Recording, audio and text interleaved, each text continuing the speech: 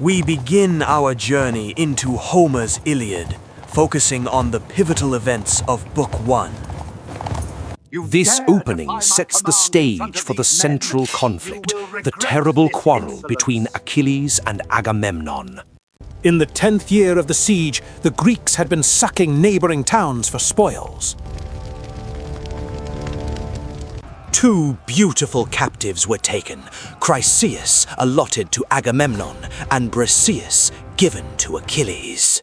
Happens the day a Chryses of Apollo, the priest of most powerful Apollo, came to Iliad in offering ransom.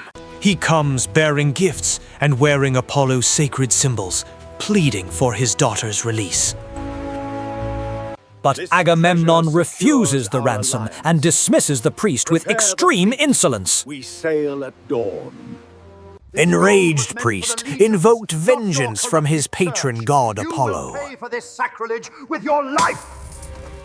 Apollo inflicts a devastating pestilence, striking down the Greek soldiers day after day.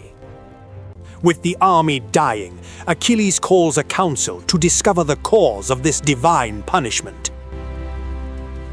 Achilles encourages the prophet Calchas to speak openly about the god's displeasure.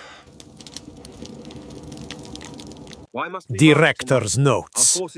Calchas attributes the plague directly to Agamemnon's refusal to return Chryseis. The king of men is forced to yield, but his pride demands compensation for the loss. We sail at high tide. He enters a furious contest with Achilles, eventually seizing Briseis as revenge. It is the wise Nestor who manages to pacify the immediate, explosive conflict between the leaders. But the insult burns deep. Achilles withdraws himself and his forces from the Greek army. His absence marks a critical turning point in the 9-year war effort. He complains bitterly to his divine mother, Thetis, about the dishonor he has suffered. Thetis supplicated Zeus himself, asking him to make the Greeks feel the consequences. Zeus grants her suit. The Trojans must gain the upper hand until the honor of his son is restored. This divine intervention immediately incenses Juno, Zeus's wife, who opposes the Trojans. A high debate ensues between the divine couple on the slopes of Olympus itself. The argument is only settled by the skillful address and intervention of Vulcan. 9 days of plague burned upon Aeth. One day the emperor summoned the council. Dispute arose between Hyest and Agamemnon. The scene shifts geographically from the anxious Greek camp to the sacred ground of Chrysa. And finally, to the lofty heights of Olympus, where the fate of heroes is debated.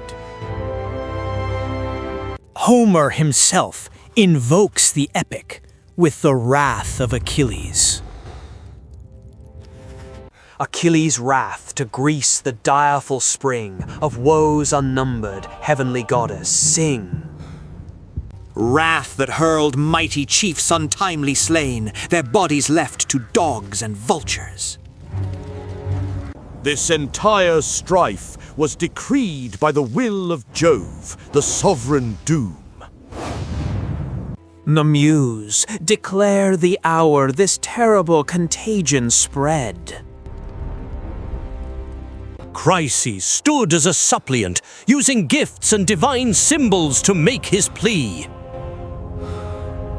He appealed to all, but especially the brother kings, sons of Atreus. He wished them success against Troy and safe return to their native shore. But the plea pivots, relieve a wretched parent's pain, and give Chryseis back. He warns them if mercy fails, they must still dread the avenging Phoebus, son of Jove. This refusal directly causes the plague, initiating the core action of the poem. Scholars have noted this structure: hero injured, withdrawal, army suffering, failed reconciliation. Achilles' proud obstinacy means even when ambassadors arrive, he refuses to return to battle. Let them try. My allegiance is not for sale. Only the eloquence of friendship prevails as Patroclus begs to wear Achilles' famous arms. Achilles granted the loan, but issued a critical warning. Do not engage the enemy chief. But courage overrides command. Patroclus forgets the restriction and rushes into the fray.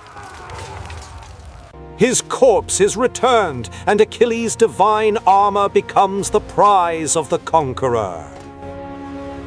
This loss plunges Achilles into the most intense despair, fueling his return to war. He prepares for vengeance, receiving entirely new armor forged by a divinity. Thirsting for glory and revenge, he enacts prodigies of valor and recovers the victory. He slays the enemy chief, honors Patroclus, and exercises cruel vengeance on the corpse. Finally, appeased by the father's tears, Achilles restores the body for due burial rites. Thus concludes the furious opening act of the Iliad, driven entirely by Achilles' wrath.